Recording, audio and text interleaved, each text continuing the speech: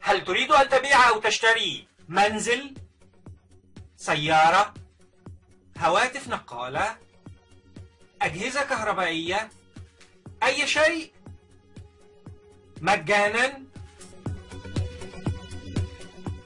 الحل سيلت فور مثل الوسيط ولكن مجانا. ومعظم ناشطي حركة كفاية والإخوان الذين يتظاهرون اليوم يعارضون التدخل الأجنبي في شؤون البلد. هل ستدعم واشنطن أي موجة للديمقراطية في مصر بغض النظر عن ما ستحمله تلك الموجة إلى سدة الحكم؟ وهل يستحق مبدأ الديمقراطية كل تلك التضحية في نظر واشنطن؟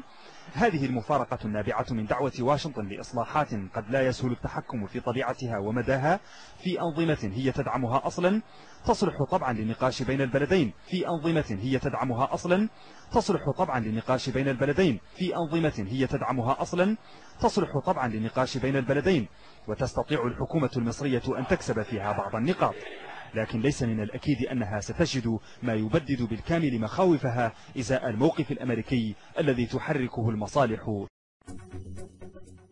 هل تريد أن تبيع أو تشتري منزل، سيارة، هواتف نقالة، أجهزة كهربائية، أي شيء مجانا؟